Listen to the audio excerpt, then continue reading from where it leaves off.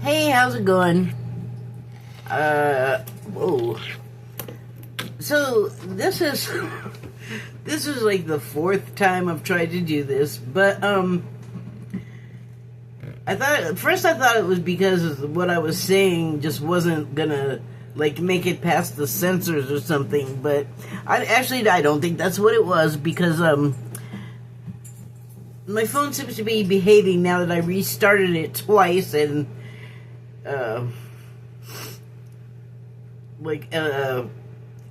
cleaned up my storage some. So anyway, I was just kind of irritated because I made a video and I liked it and I covered all of the stuff that I had wanted to talk about. I didn't forget anything and I was like so happy, and then when I was uploading it and I was like filling, you know how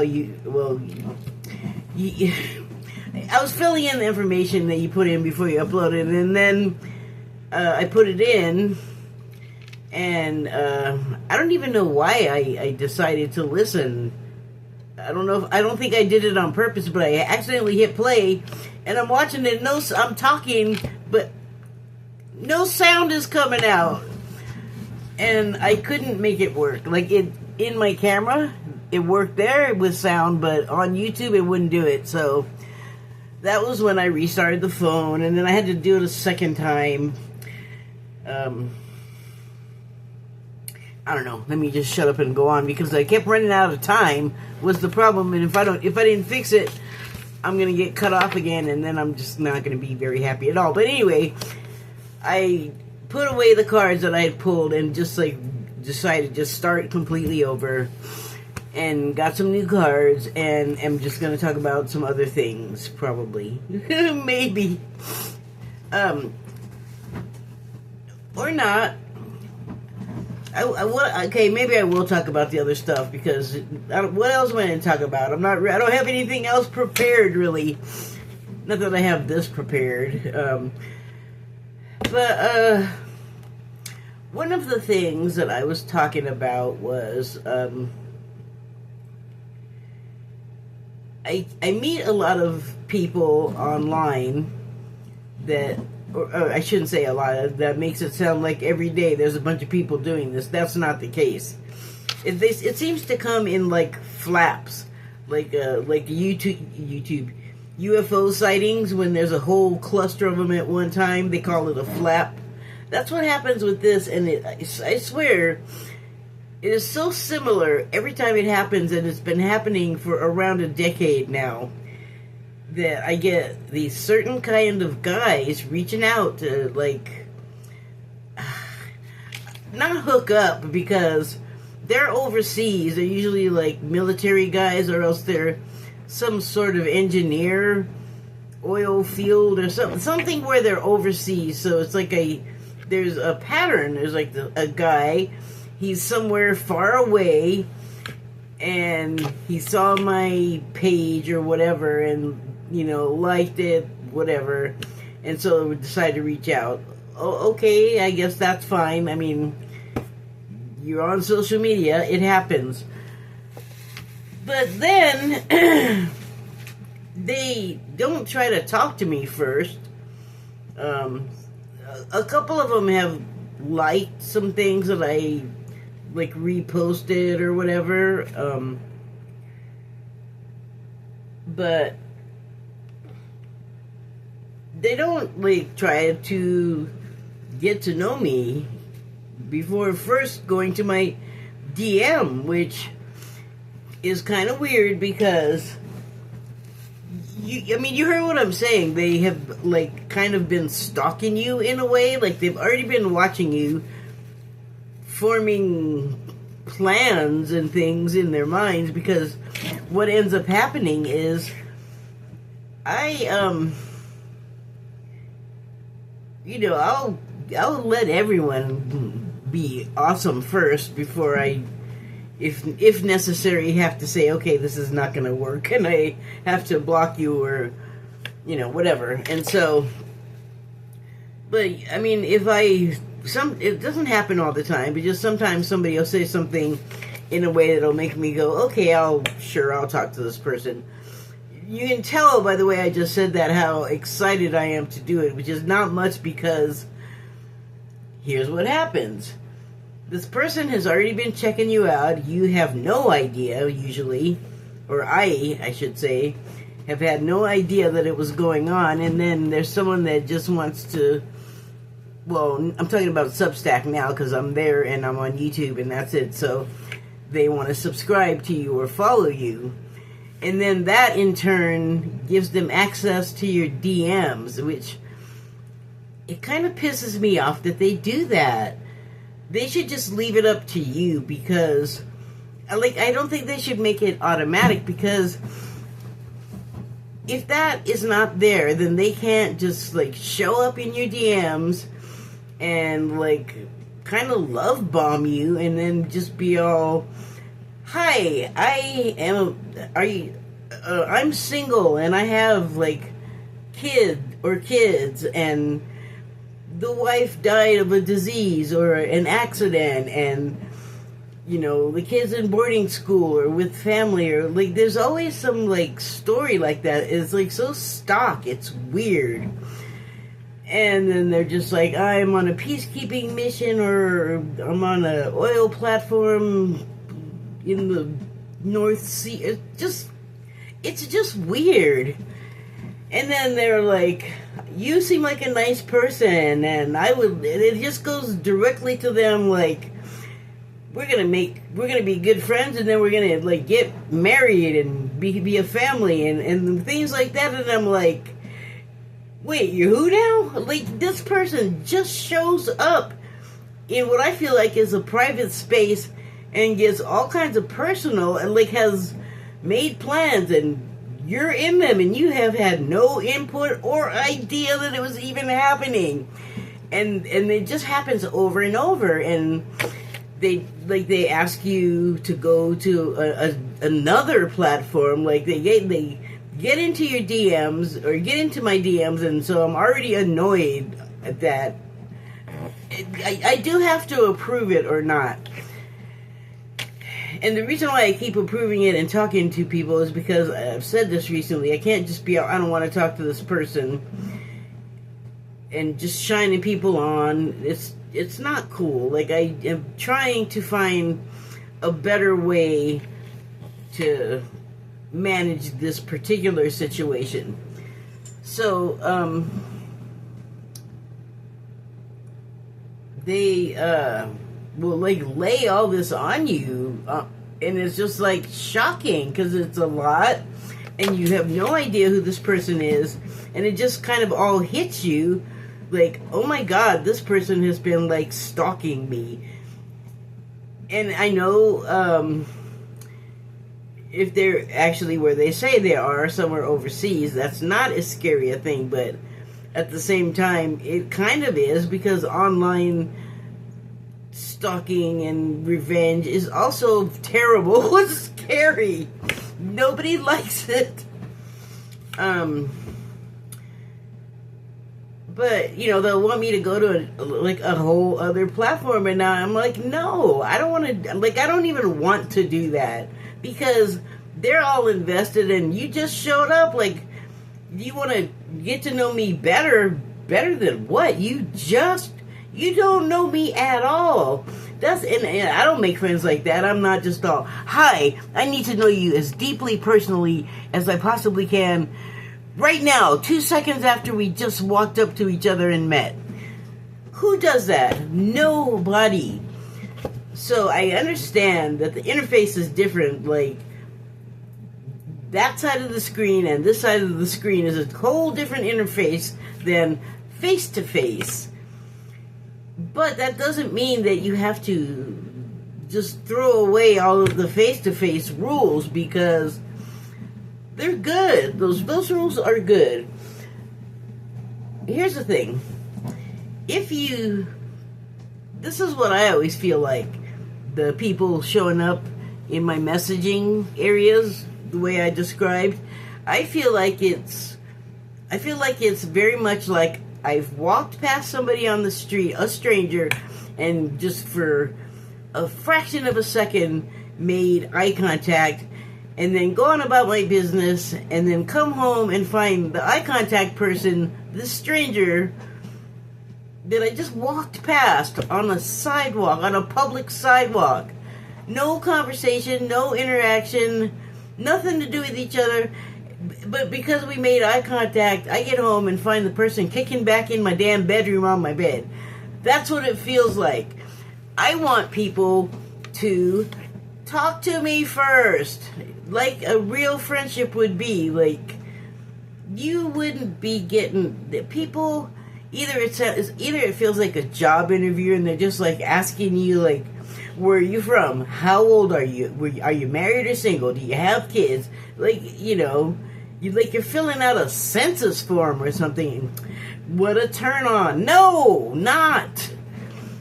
And that again, they're like, I have something in mind, and I think you're gonna fit the bill. So let me just check my specifications. No. It's like they have no self-awareness. Like, you are presenting yourself, and you're not considering what my input might be. Like, that is like the last thing on their minds, and I have to bring it to their attention. No, that is not attractive. So, and damn, dudes, they just don't want to take no for an answer. I have said no just in the past 2-3 weeks to about 5 different people that asked me some like too soon question in that context I just described, where it's like, no, you are a stranger. That is absolutely not. And they're just not even thinking about it because they're online, so they think they can just, like, drop all etiquette of any kind, and I'm not into it. Like, it's pissing me off. Why do I talk to them? I'm not married. I'm single. I don't have kids. There you go. That means I'm here with the cat, so I live in a town where I'm not, like, fishing for sympathy here at all. I have a couple of someones that I know from California, but they don't live nearby, and adults don't have time. They have families, they have jobs. I don't have those things, so I'm just, like, not even on the same planet in a lot of ways as those people. So I don't get to hang out. I've been here since, sorry about whistling like that. I've been here, like, in this complex, since 2004, and I don't have, like, friends at all. Like, there's people that have been here the whole time, and if anything, even though, like, nothing has happened, I'm like everybody's the enemy here, and I'm like, I don't even talk to these people. I'm in my house, I'm doing my own thing. They know each other, they all have kids. It's like, I don't even want to hang out with them. They're, like, really kind of, they're, I was going to say, like, I'm not trying to say nothing about them, and then I was going to say they're kind of cliquish, but I am saying something about them, which is saying more about me.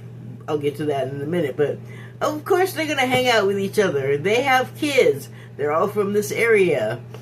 They likely went to school together. So I'm not upset about it. It's just the fact, and it just so happens I would like to have that. I would like to have friends that I could talk to regularly and hang out with, like, here in the room with me, but the older I get, just over the whole time, there's always a reason. Like, once we were all not, like, where I was from at home in LA, a bunch of teenagers running around getting drunk and getting high and being stupid. Everybody grew up, went to work for real. Like, we had jobs, of course, but when you start settling down and getting a family, like, you get serious about your job. Like, you have to do something that can support, like, you and several other people, and you want a better than decent living situation. So there goes people's free time, you know. So it is what it is, but it doesn't. Just because I know that doesn't mean I don't still want to talk to people. So there's online, but again, online, I just explained just one thing that happens to me online. And it's not the worst thing ever. I mean, I'm not getting fleeced for thousands of dollars. That's just not even happening, because I'll just tell them, look, if you start talking to me, because I know there's a 99.9% chance that you could be talking to a scammer. So I just let them know, like, if you're thinking about asking for money, I don't have enough every month for myself, so I damn sure don't have anything to give to you. I just make that clear, but usually it doesn't even get to that point. That used to happen early on when I was online, because people just thought I was the biggest sucker, but I was already aware of scams before I ever got online. I mean, they're not new. So, anyway, what the hell was I talking about? Well, yeah, anyway, I got online, and that's, you know, a lot of people have a great time online and find community and all of that. I just find not as many of that in particular interface. And then I got a whole bunch of these guys, like, it feels like a trick or something. It feels like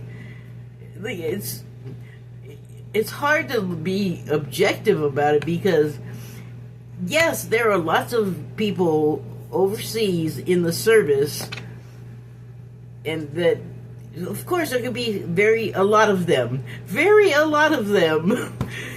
that could have that situation with lost a partner for whatever reason and have the child and blah blah blah. But here's the thing. A lot of times they don't ask what my status is, which, if they're going to do all of what they're doing, I feel like that's the first thing they should be asking me, not how old am I, where do I live. I mean, I feel like it's some kind of exam, you know, like I'm joining a branch of the military and someone's taking all of my information for my file. Like, it's... And maybe it's just that it's the command structure makes them, like, sort of unsocializes them to civilians, because I don't know. And I don't know what they think, because they act to me kind of like bumbleheaded. Like, they're actually, like, they're just kind of thinking about themselves and what they want and what they want to happen. And I think that's something they instill in military people, like, to get them locked in on tasks. And it is like a machine, the military, so all of the pieces have to know what they're doing.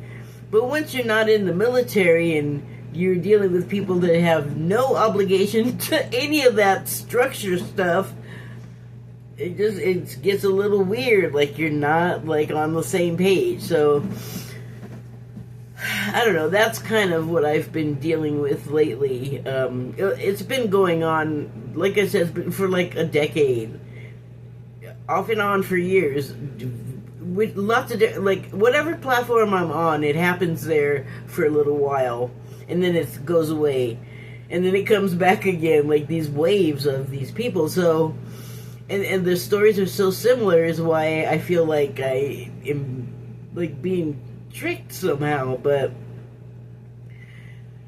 I suppose they could be sincere. It doesn't matter. I'm not interested. I am not offended by the way that they're approaching me, because I want them to, and I'm disappointed in the way they're doing it. I don't want people approaching me right now, and I wish that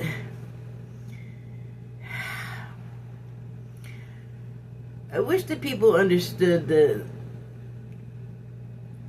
like, if I have a magnetism that's attracting them, I wish they could understand that it's not romantic. I'm friendly, I like to talk to people. I have things to say that a lot of people are surprised to hear that I had the experience, and for whatever reason, I have a lot of those stories, so people enjoy talking to me. I enjoy hearing their stuff, but I'm just kind of having a hard time trying to figure out how to tell people, don't hit on me. Because they say they want to be friends, but then when you say, okay, like the guy I just got finished talking to, who I'm probably going to end up blocking. Like I said, I was going to talk to him again, but he's not taking no for an answer, and I already told him right in the beginning, I'm not looking for a romantic relationship. If you want to be friendly, cool, let's get to know each other. I don't have much else to do, why not? Well, I didn't put it in I don't have much else to do, because that would be kind of insulting, I think. And I don't want to do that. But, twice, right before signing off, he had to say that he feels so sad that he's missing his person from before, and he just doesn't, we just met, but he can already tell he really likes me, which, okay, you can already tell. I don't like that shit. I can already tell we have a connection. That was yesterday. No, we don't have a connection, stalker. You're imagining that shit. I've been talking to you for like 2 seconds. How the fuck can we have a connection? This guy was just, he wasn't in the service. But he did have some job that was about to take him to like Uganda or something, and like project manager for some construction project. And I'm like, but they don't have, in all of Africa, they don't have construction workers. They got to get some German guy living in Mississippi. Isn't that weird? Or maybe that's just the vast selection of kooks you can end up with because it's the internet. I don't know. See, here's the thing, though. Like, especially on Substack, I'm focused on getting my writing up in places. And also, I would like people to read it, too. That's not happening a lot, dang it. It's starting to more. Substack has not been easy. It's kind of... I keep moving from platforms because it's like... It starts to become something I'm not enjoying. And every time I move, I think it's going to be easier and better, and that just doesn't end up being the case. So I'm not sure if it's me or the platforms or both, but yeah, it's not easy. Like, I do not have thick skin. I get my little feelings hurt if I'm not going to go into why, because it's none of your business, and I also feel like it's kind of petty and stupid. So I don't want to tell you. But, yeah, I mean, I feel bad. Like, I feel bad if someone says something or doesn't take something I said well. Like when I post something and someone that was there talking to me one day, and then I post something, and then the next day or the next hour they're gone, never to be seen again. That don't feel great. So, what else? I had also talked about, I guess I didn't finish talking about this other thing. But yeah, this person that I'm talking to today, he already, before we signed off, went back twice to talking about, I pray to God, that we can have a good long friendship, and then maybe later, have a look. And I'm like, why? I just told you I'm not interested in that. Why are you talking about it? It's like, you didn't hear a goddamn thing I said. Because I basically said no. I don't want to go, no, I don't want to go to another platform. No, I don't want to have a love relationship. Stop trying to talk to me about that. And then, like, if they're not going to do it, fine. But they always come back to it, and then I always end up blocking them. So then I feel bad, like, why can't I communicate effectively with these people? I mean, I'm writing it out like they're idiots. My God, I don't know what to do. And it's so weird because you can reach me. You can get me to talk to you. You can get me to be all kinds of friendly. You just have to approach me the right way.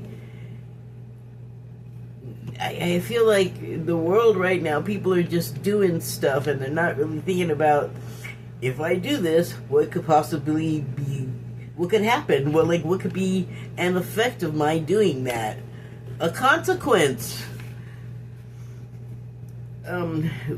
We seem to lack foresight, like, en masse. Like, we all are just kind of...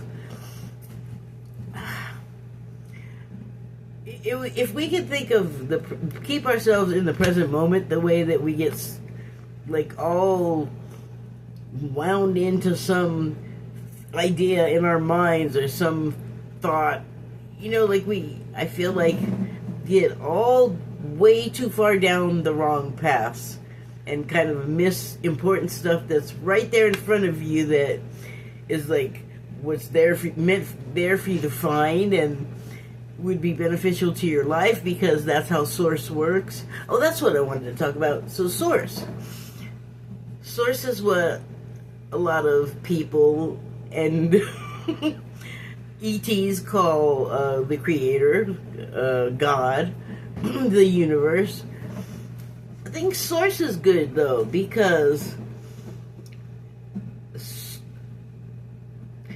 I've been talking about or I've been watching Dolores Cannon for a little while, and then I've posted in my posts on my channel some stuff, and I did something of hers that I put up recently, because in it she talks about stuff that I always am talking about, like the birth contract and ET stuff, and so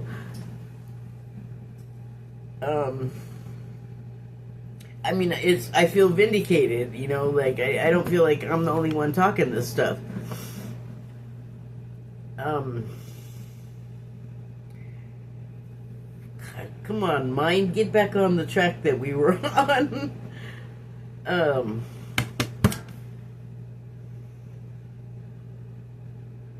Oh, the Source.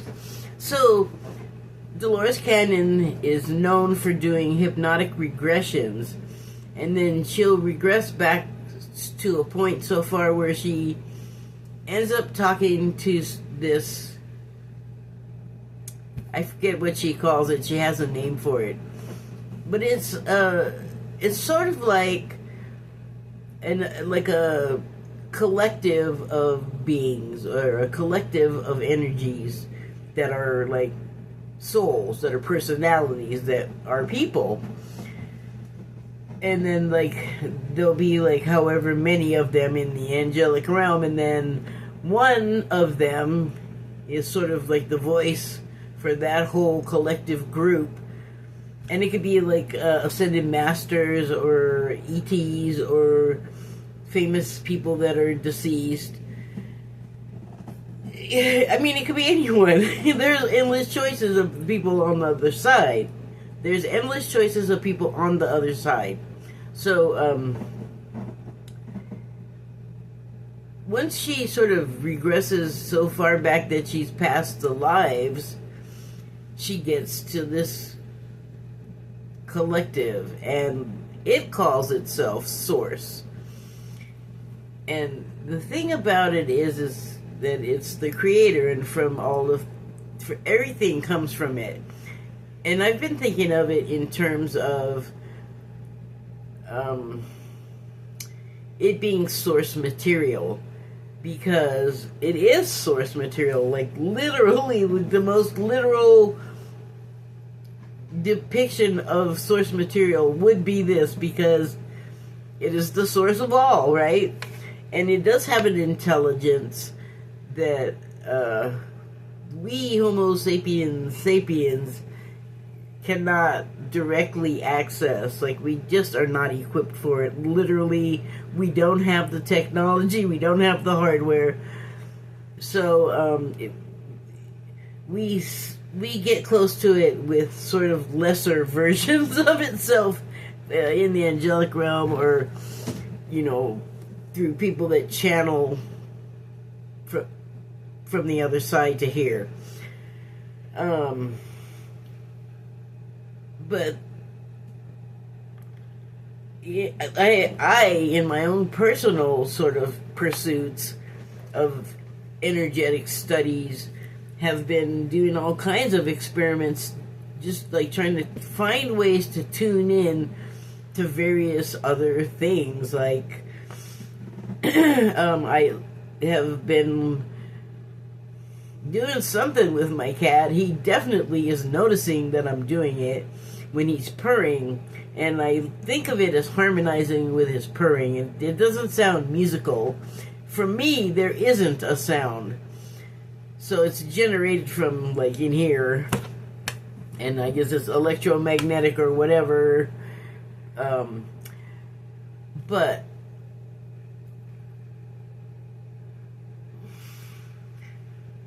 with our consciousness, which is a force all of its own magnitude, it's kind of crazy, actually. If we take, like, intent and source and the right vibration, then we can, with consciousness added, create reality. And so, for instance, I've been thinking, just as of, like, the past day, about, like, what am I going to even do with this information? Like, I semi-jokingly talk about being able to vibrate my hand through something that we perceive as solid. But really, what would be more useful is if I could learn how to use it to heal. So, I have been trying to learn how to do that. Like, I know that you have to be able to tune into, like, pain. Like, we can tune into emotions pretty easily, right? And so it's like another level deeper that you would need to be able to perceive and penetrate. So I'm just working my way through all of these layers, trying to get a feel for everything, because eventually I think it would be good to learn how to use it to heal. Like, when I was a kid, I was having a sleepover at this friend's house, and his mom was there, of course, and so we were, well, I'm 2 years older than him, so we were like 15 and 17. But we were in a band together, and we were friends, and blah, blah, blah. So I was just having a sleepover at his house, and I got, like, a really terrible cramp in my foot, and it made my foot, like, take this very terrible shape, like what they do to used to do to Chinese women to make their feet smaller, and they would just squash them and fold them together, and, like, my foot was doing something, and it was this very painful cramp, and it was, like, trying to go up my leg, and it was, like, making me vocalize pain noises like a wounded elk or something, or whatever. I was, like, well, like 17, so I wasn't, like, heavy or anything. I'm just, but I remember that the sounds coming out of me were not, like, ow or ouch, you know. It was like, it was deep pain, I guess. And so his mom came out and laid hands on me, and I felt that. And actually, that's not the first time that happened, because that type of healing, this would have been, oh my God, 82 or something like that. that kind of healing was not as pop culture as it is now. And even now, it's not like, if you go on YouTube and you have your, I guess you could say, guru, you might find someone like Daniel Scranton who does Reiki healings, or May, I don't know her last name. There's an Asian lady that does short healings on YouTube. But, you know, there's people out there that do it, and it's more popular these days. But in, what was it, like 2000, no, sorry, what year was it when I got paralyzed? I can't remember. 1990, I think it was. So I was in the hospital eventually, and I'm in there, and they didn't really know what was wrong with me. It took them a month to come back and give me a diagnosis. That's how long I was in the county hospital in LA, which, wow, if you can, go to UCLA or Kaiser. But anyway,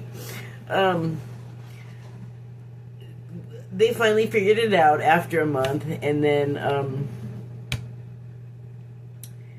it was like a rare disease. There was like you couldn't even use up all the fingers on your hand that year to add together all of us that had this thing. And then the way I got it was completely different from the way anybody else got it.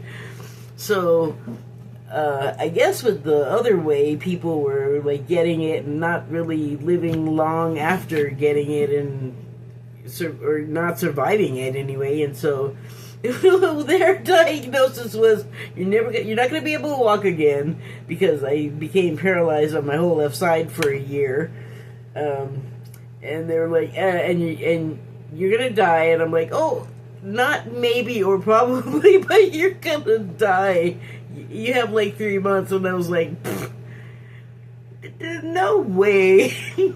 And at that time, I was like, I can't walk. There's no way I'm not riding a skateboard again. Well, I was wrong about that. I ended up with such bad vertigo that I actually can't ride a skateboard anymore. Like, I just feel like I'm going to fall the whole time. So I am prone to falling now because of that vertigos. Also, what the hell was I talking about that for?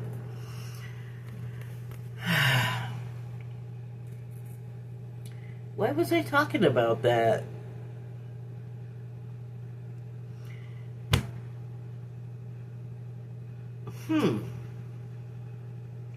It has slipped my mind. Tumors pushed it out of the way. Heck, well, I was headed somewhere. I remember that. Oh, source. When I was in the hospital, a woman came in there, and she was she worked at the hospital, but she asked me if she could do an energy healing on me, and I was like, sure. I only had the vaguest idea of what she meant. Like, I don't think I'd ever heard of it before, but when she said it, I pretty much knew what she meant, and then she described it, and it was basically that she sort of held her hands over, like, affected areas on me, but didn't actually touch me. And she's like, can I do that? It doesn't hurt, and like, she just gave me these reassurances, and I was like, yeah, go ahead. What can it hurt, right? Because the doctors clearly, like, I knew with that terrible diagnosis that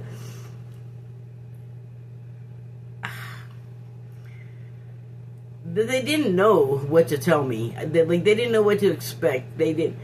No one expected it to take the course that it has taken. But anyway, I said, sure, you can go ahead and do it. So she did a healing on me, and one of the symptoms, the main symptom, was that having 4 extra things in my brain was painful and gave me headaches so bad that there was no, like, going to sleep. until I was just, my body, like I would be awake for up to 7 days with no sleep because my head was hurting that bad. So like that healing that she did alleviate the pain slightly for a while. Would have been better if I would have had a room to myself instead of sharing it with like 5 other people, and they all had gallstones, and so they were always screaming and yelling in pain. It just was not restful in there, and I needed that screaming and yelling with my head about to just snap in half or whatever it was doing. So, yeah. When she was doing that healing, though, and she was tuning in, whatever she did to alleviate the pain, whatever she did that alleviated the pain, that came from source. Like that energy, like maybe she generated it or wielded it or whatever, but the part of it that like worked on my headache, she used her abilities to tune into that and grab like a piece of it to lay on me. Like, like I know that's a terrible description. Shame on you, word lady, that's bad. I'm getting a fever. Yes, I still have the stupid COVID. Okay, so I did pull some cards, and I'm just going to start with the Body Oracle card that I pulled. It's funny because, oh, sorry, I'm having a little pain. It's the skin. That is the card. Those are skin cells right there. And the subtitle is Discern. Oh, skin in Spanish is La Piel. That's the translation there. I'm not sure about the pronunciation, but it looks like piel. Peel. You're peeling. Your skin does peel, doesn't it? Anyway, the subtitle says, relate to others without losing yourself. I was giggling because I was talking about thin skin earlier, but this is kind of something else altogether. Although, if I were going to stay with the discernment subtitle on this card, I would have to say that if you do have the thin skin, you have to learn how to discern which situations are not going to serve you, like are going to make you feel bad. And, I feel that is like a personal message for me. Relate to others without losing yourself. So, like in the case of getting your feelings hurt,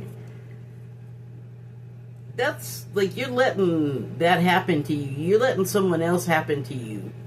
And so, I mean, your skin can be a micron thin and you could still deflect things that are no good for you if you know they're coming, if you're able to discern from the vibration approaching you or the emotions washing off of somebody that is going to burn my skin, then you remove yourself from the situation. But also with the discern, it was making me think of like the healing. Well, it's funny, she didn't actually ever go anywhere near my head. I don't know if she even knew where my injury was, which is an indication there of how she just managed to tune. I don't know how to explain that, okay? That is something that you either get it or you don't. Like, it's a physical thing, and I can't even describe it in myself, only that I'm learning how to access it and use it. But the source thing, given validity from hearing Dolores Cannon talk about it so much, and in context, it is the source of all, but I actually can think of it as something that you, like, with your metaphorical hand or forceps or whatever, can grab a piece of source and then take it and use your consciousness to create reality, to realify your idea. Kapow! That's crazy! Okay, so I pulled some cards from the Shaman's Dream Oracle deck as well, and the first one is number 61, Whale Song, and the subtitle on this one is Resonating. It's resonating with me.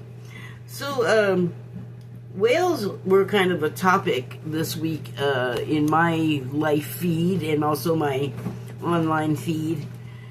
There was some conversation about why did the whales stop singing in the video. They started talking about it. It's a Galactic Federation station video that you can find on YouTube. That's the title of it, Why Did the Whales Stop Singing? And it's not all bad. Like, there's definitely been some interference with their directional abilities because of the magnetic poles have kind of been flipping for a long time now. Like, seems like a couple of years, maybe more years.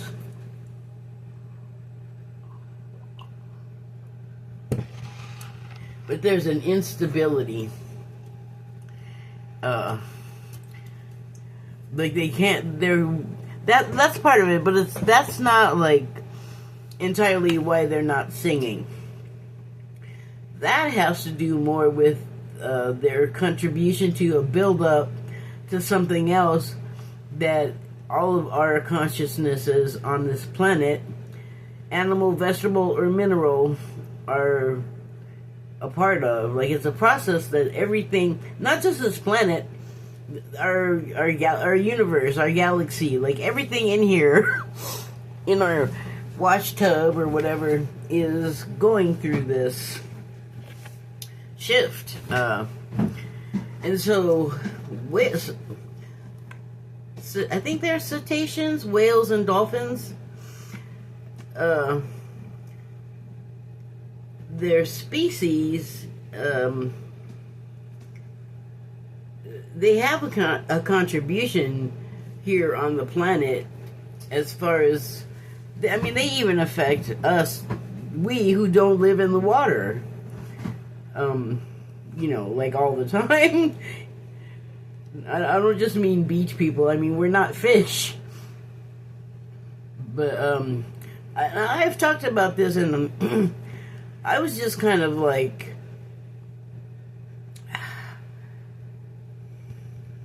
free associating this, but I felt like, you know, the whales we obviously have some sort of connection to. We endow them with an intelligence, although, like, we must think they're kind of stupid too, though, because, I mean, if you respect them and love these if you love these majestic creatures, why are you dumping crap in their habitat? Why aren't you being a better friend to them? And by the way, do you know that water and fluids and runoff and, you know, chemical, that stuff is liquid. It seeps. Like, it doesn't just go in the ocean and it's never going to be heard from again. It's making the stuff that lives in the ocean sick. We got radioactive shrimp this week. I saw a news item, and wow, am I tripping about this? I could have sworn I saw a Walmart ad, and it said, don't buy this shrimp, it's radioactive. And then I saw a news piece? It was something on Substack, so it was like a civilian journalist, I guess. Because all of the real ones blocked me. I'm too weird for them, god dang it. Now I have to chase them down other places. But anyway, the student journalist was saying that, civilian journalist was saying that the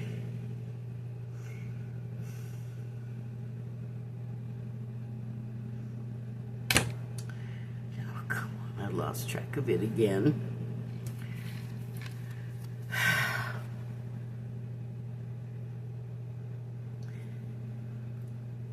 Well, here's what I sort of intuited, was that because of their sonar, and which is also like a sound, and a sound is a vibration that can penetrate, I was thinking that they communicate with we humans, and maybe like through the water, their song penetrates like the bedrock, and at some level below our conscious ability to hear it, we get their songs, and they, you know, their songs actually,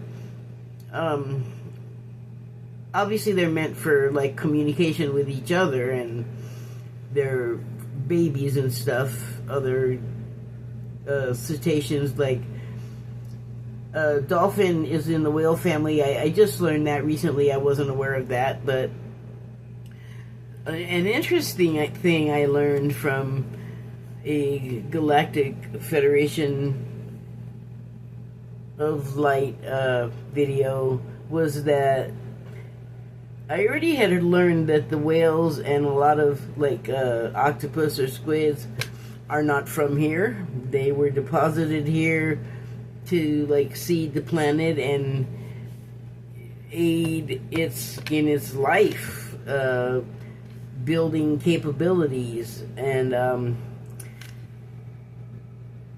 what they said in the video was that the whales were the oversouls, the higher selves of the dolphins.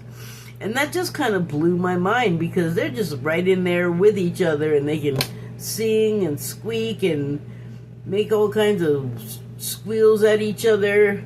And we don't even see our higher self. A lot of times, I don't know that we know who's driving the car, if it's us or the higher self, because, you know, they're like a little bit quicker on the uptake from us, from all of the reporting, and they prevent us from, you know, walking off a cliff or something like that, because we're too whatever to stop ourselves. I don't know. I wish I could remember what the hell I was going to say about the dolphins, though, because, or the whales, because I know it was important. But they are here to impart wisdom to us, so it might not be through like word, but example instead. And all of the animals show us examples all of the time, but we filter it through our humanity, so it, like, I think messes up the whole message, because we're not sea creatures. We don't even consider them very much. Like I was saying, we mess up the ocean, the habitat where they all live, but we forget that that's not like detached from the rest of the world, and it's not a swimming pool sealed in concrete. Like whatever goes in just floats right back into the soil, so, or, you know, evaporates into the air, or what, you know, whatever it is. Plastic particles. So yeah, we're not very good friends to them, and they came all this way from somewhere out in space to help our world. Shame on us. They don't deserve it, the way we treat them. Oh my god, and we hunted the poor things. What is wrong with us? But that's what I mean. We, like what I was saying before, we don't perceive things. Like, as humans, we're just kind of like heads up our butts. Okay, so the next card is number 23, Fortune's Wheel. Subtitle is Luck and Right Timing. That's funny. I'm reading a book by Walter Mosley, and I mainly know him because he does the Easy Rollins series.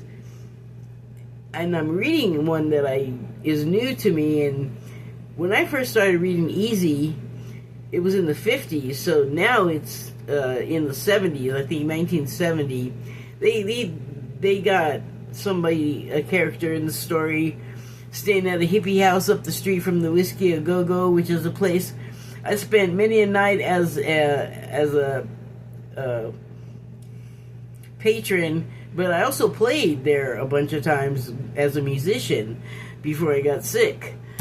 And so in the book, Easy is a black private detective, and he's had quite the history, and in this book, he's getting some, like, free love, new, well, maybe not new, because he does have some interesting history, but it just sounds like he's having, like, a sexual revolution or something. It's just kind of a different Easy than I'm used to. But I think there's a bunch of books I need to catch up in between this one and the last one I read, because stuff happened. But anyway, Easy has this friend, one of his best friends from when he was a child, and they were having a conversation, and Mouse, his friend, Easy's friend, Mouse, said, "Man, you got luck." And Easy said something along the lines of, "Nah, man, I'm unlucky." And he's like, oh, he said, "What, do you mean I'm lucky?" And then he started to, like, enumerate things that weren't, like, such great luck. But he did have, like, a lot of sort of bounty and blessings in his life. Not that he didn't work for it, but for a black dude in that age, that era, to be doing as well as he was doing was kind of remarkable, but not unheard of. Anyway, Easy says to Mouse, "What do you mean I'm lucky?" And he goes, "No, man, you just got a lot of luck. Good luck, bad luck." Well, you know, you can put it all into perspective, right? Because even the worst luck, the bad luck, the worst luck, if you're in it, you're trying to, you know, think your way out of that box. Like, you want to put yourself in the best place possible. The best disposition possible. Like, you don't want to be in the bad luck place. And so, I guess timing is everything, right? Timing. In this book, and I have to say, I've had some times that were, like, lucky in the best possible way when bad luck was trying to happen. So I get that about luck and right timing. The thing about luck is, I think that's another one of those things that maybe you only get the bad luck if you're not vibrating at the right frequency. Got to keep that upper elevated frequency thing. So it's funny because I don't even know if this is a true thing, but I know this area is not very big, and they have Easy. Mosley has put Easy in this sort of writer, actor, artist community out at the beach in California, and it's I believe it's Topanga Canyon, what he said, and what I know of it is not very big, but I by no means saw all of it, that's for sure. But in this book, he's describing that this woman has built sort of an artist commune place where she'll lease a home to someone and their dependents for 99 years of each person's life. So it's like a really long lease, and he's got a place, and he's got 2 adopted children. But here's what's interesting. The place where she built it, they're describing it as, you have to take a funicular that you can put your car on, which is like an elevator of sorts. But it's also like a thing where if you go skiing, or if you go to some place with mountains, snowy mountains, and you're not skiing, you're just sightseeing, it's sort of like this bus on a cable kind of a thing.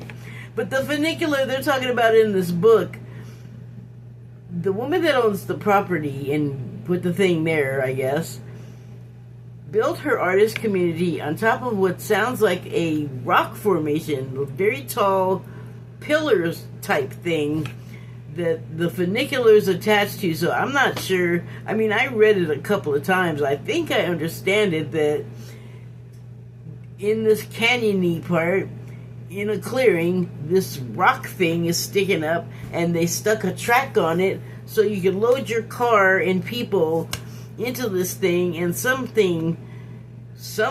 engine somewhere pulls all of that weight like way up into the sky. It sounds crazy. So I don't know if that's a thing or not, but in 1970, when this is supposed to be taking place, I was there. I don't remember hearing about anything like that. Not that I would have. How old was I? 7 years old? Probably. Nobody would have been talking to me about stuff like that. So I don't know if it's real or artistic license, but well, it just sounds like a Shangri-La in the clouds. Sounds very nice. There's like a pool up there and several dwellings, and people are. It's weird.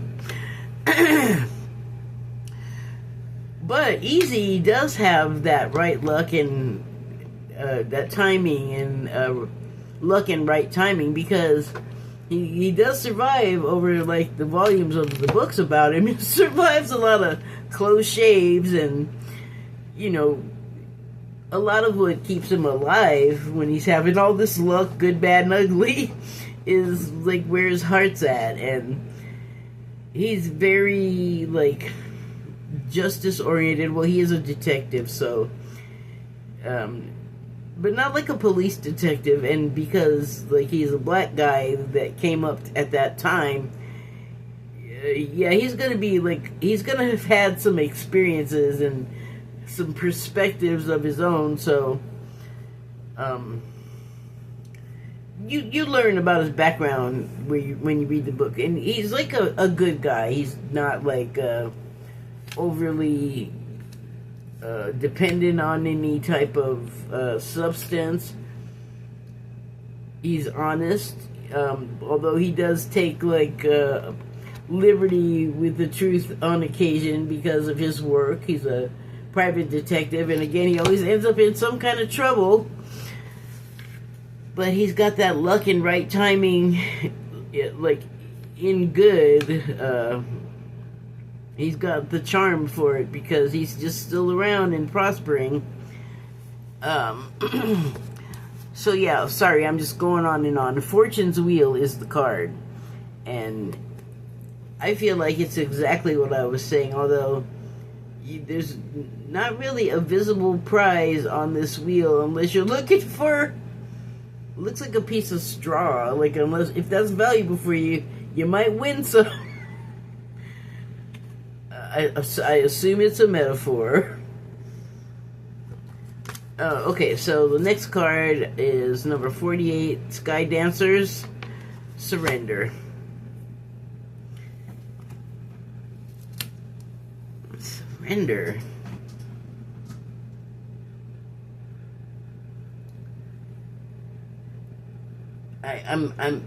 There's like bugs on here. Bug, whatever, and it's like attracted to this I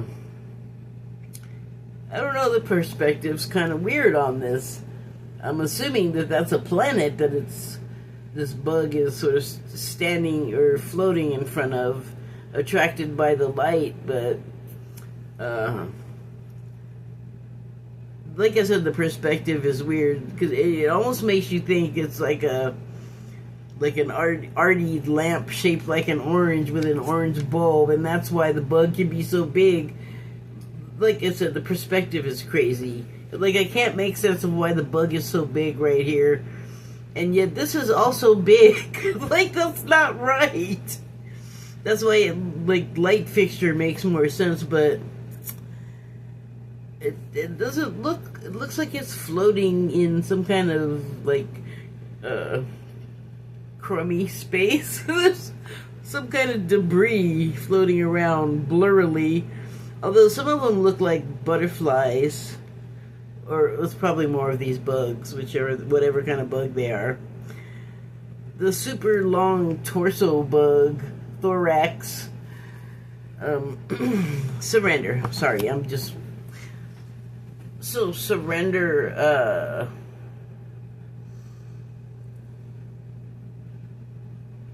Resistance. Surrender resistance. The thing about this has very Icarus vibes to me.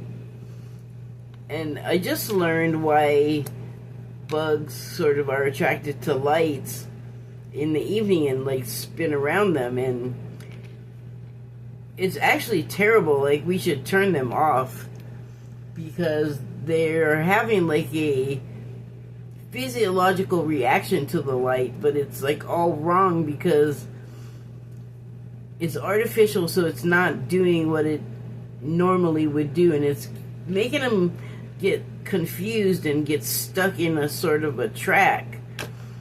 Like, they're having an involuntary reaction to the light. The light's not behaving like natural light, and so I that's the best thing. Like, I didn't really understand the definition or the description that well myself, but it sounds like they're suffering. Like, they're not like, woo, light. They don't want to be doing that. So maybe they need to surrender that instinct to just wildly, do the thing that's harmful to you.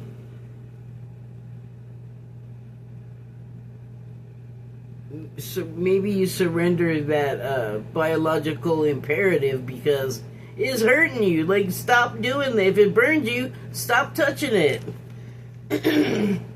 Is that for us? I don't know. Like, maybe so, because I just got like a vision of like people with racing minds, like getting headaches from too much information that's making you feel paralyzed and like, I can't do anything about this. But instead of that locking you up and freezing you and giving you anxiety, it should give you like an excuse to surrender. Like, this is all too much. I don't want to hear any more of it. I don't want to react this way. I don't want to feel this way anymore. I don't want to be afraid. I don't want to be afraid for, like, my fellow Americans. I don't want to be afraid for our institutions, because it's destabilizing when everything around you that you're used to being sort of old faithful turning into old unreliable.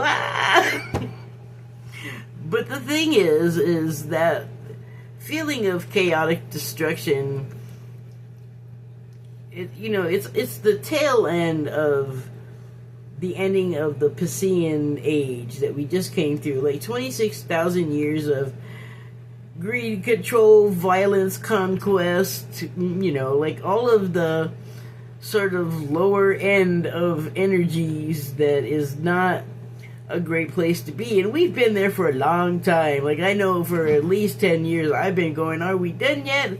Can we be finished with this phase? And so we are. Like, it actually ended already, but we're just sort of slowly transitioning, like kicking and screaming. People do not want to let go of the era that brought us the plague and the Civil War and World War II and World War I. Like, all kinds of good stuff did happen. There's hopeful good stuff, but the overarching theme was kind of yuck. So, moving into now the Aquarian age, we're, like I said, we're still like, we have dregs and residue of this stuff that, older people want to hang on to things that they're used to. Well, everyone does, but when you're older, you've had the thing for longer that got taken away, and so it's like a bigger shock in a way. And because everything's kind of unstable and like structures are not able to hold up their own weight anymore. They're collapsing because of, well, I mean, entropy is like a symptom of a lot of things, and I guess that is exactly what's happening. And that puts us in a place where we can talk about the next card, which is number 6, Cosmic Womb, the Divine Feminine. So right now we have this womb. It's heart-shaped, which means hope and love for the being to be. Like, there's not anything in there yet formed, but for the life that you are expecting to grow, and then, you know, when they're born, breathe their first life, breathe into life, you know that's coming. And so you already, before anything's even happened as the mother, you already have love in your heart. It may be a chemical thing, and I'm not saying, like, it might be something chemical. It is a chemical thing that you feel that way. What I'm saying is, it may be a chemical thing, but you also intellectually align with it. Like, generally, people in there going through all of the birth having situation, the giving birth, they know what they're in for. They know they're in for pain. They're also excited to bring this life into the world that they created with someone else that, like, you know, if everything went well, someone they love, and it's a good situation. The child is wanted. The union was wanted. Now you just have to wait until the residual dregs are sort of finished, you know, having their last blast, basically. As we, at the same time, new life is forming, new ways of doing things. Like, for example, we just had flooding. We know Texas got flooded, and basically none of the services that we rely on were there, and the ones that should have been there had been eliminated by the genius president. And so I don't think he was unaware what would happen if he just got rid of emergency services for, you know, natural disasters like post-flooding, post-hurricane, post-Malone. But we're not going to be doing it the way we did the previous 26,000 years. Like, we're done with that. Like, everyone that came here to live out that karma, that's done. It's all taken care of.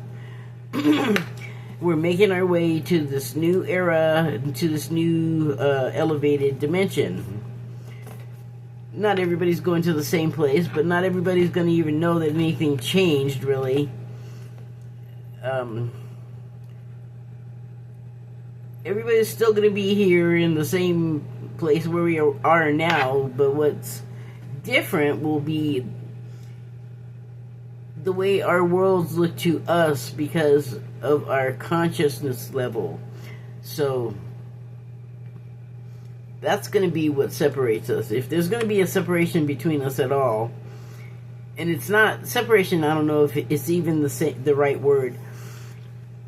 Think of a one-room schoolhouse where you have children of varying ages, but everybody's getting a different lesson that is appropriate to their age and ability. And that's kind of how the awakening works, and there's waves, and so you have, like, advanced people, and then it steps down to, like, the unawakened, but, you know, you have a whole spectrum from just awoken to ascended master or Christ or something like that. And I don't mean like you're going to turn into Jesus Christ. I mean that Christ is something that you are, something that you do, like a title. It's not like a surname. But we have mistaken it as that. And maybe because in the time, well, actually they did have surnames, because it was like Joseph, son of Avi, or whatever, like that. It would be in like Hebrew or whatever the local dialect was, but it's like son of whoever is your last name instead of like Jackson or whatever. So anyway, I don't know how I started talking about that. Let me get back to the divine feminine part. The divine feminine is a lot of things. It is something that is a part of like all creation, like here on the planet. It is something that is in all of us, male or female, or whatever you want to call yourself, or whatever the proper description of yourself is.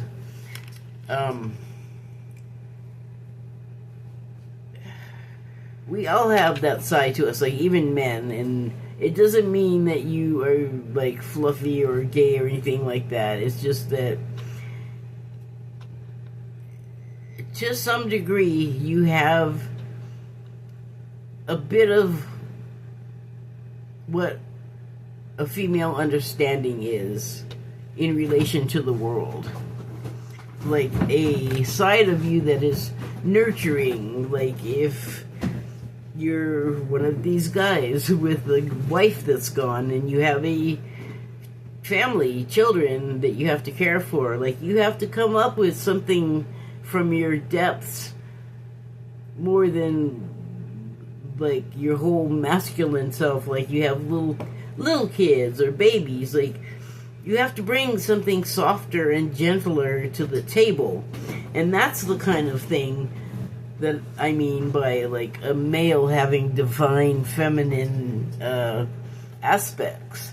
And then, you know, it works the same way with women. Women, some are masculine, some are more masculine than others without, you know, going for it. Like it just, I guess it just kind of shows up in us in different ways. Like it's not necessarily something physical that you could see, but I'm not saying it couldn't also manifest that way too. It's kind of mysterious. Yeah. Especially if it's like the first time you're like even hearing of it, it's got to be like, what the hell is she talking about? But graduating, you know, you start out at one level, and then as you learn, you add texture and depth to.